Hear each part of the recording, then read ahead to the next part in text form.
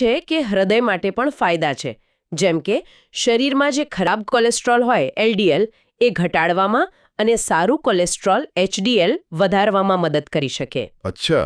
સાથે સાથે blood circulation સુધારે અને શરીરમાં જે અંદરનો સોજો હોય ને એ ઘટાડવામાં પણ એનો રોલ હોઈ શકે. એટલે લાંબા ગાળે હાર્ટ ડિસીઝનું જોખમ ઓછું કરવામાં મદદ મળે એમ લેખ સૂચવે છે. બાપરે, આટલું બધું! લાગે છે કે મરચાને બહુ ઓછો આંક્યો છે આપણે. લેખમાં બ્લડ શુગર અને દુખાવામાં રાહતની પણ વાત છે. એ કેવી રીતે શક્ય છે? હા, એ પણ કેપ્સેસિનને જ આભારી છે. લેખ મુજબ એવું કહેવાય છે કે કેપ્સેસિન શરીરની ઇન્સ્યુલિન પ્રત્યેની જે સંવેદનશીલતા છે એ સુધારે છે. મતલબ કે ઇન્સ્યુલિન રેઝિસ્ટન્સ ઘટાડે.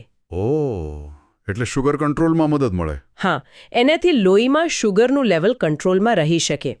એટલે ડાયાબિટીસના દર્દીઓ માટે આ એક સંભવિત ફાયદો ગણાય.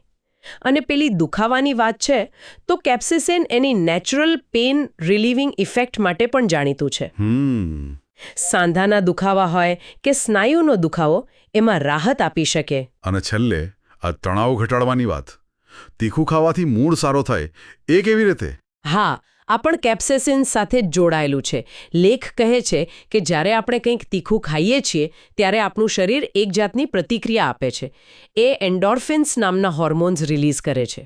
એન્ડોર્ફિન્સ? હા, એને ફીલ ગુડ હોર્મોન્સ પણ કહે છે, કારણ કે નેચરલી મૂડ સુધારે છે અને એનાથી સ્ટ્રેસ, ચિંતા વગેરે ઘટાડવામાં પણ મદદ મળી શકે છે. તો એટલે આ બધી વાતનો સાર એ નીકળે છે કે આ લેખ પ્રમાણે લીલું મરચું ખાલી તીખાશ માટે નથી. વજન કંટ્રોલ, પાચન, હાર્ટ હેલ્થ, બ્લડ શુગર, દુખાવામાં રાહત અને છેલ્લે માનસિક શાંતિ સુધી આના સંભવિત ફાયદા જોડાયેલા છે. બરાબર કહ્યું. અને આ બધા ફાયદાઓનું મુખ્ય હીરો છે પેલું કેપ્સેસિન. સાથે બીજા વિટામિન્સ અને એન્ટીઓક્સિડન્ટ્સ પણ ખરા. આ બધી માહિતી આપણને આ સ્ત્રોતમાંથી મળી. અલબત્ત એ યાદ રાખવું જરૂરી છે કે આ માહિતી એક સ્પેસિફિક લેખ આધારિત છે અને દરેક વ્યક્તિ પર અસર જુદી જુદી હોઈ શકે. આપણે આજે આ કેપ્સેસિનના આટલા બધા સંભવિત ગુણધર્મો જોયા.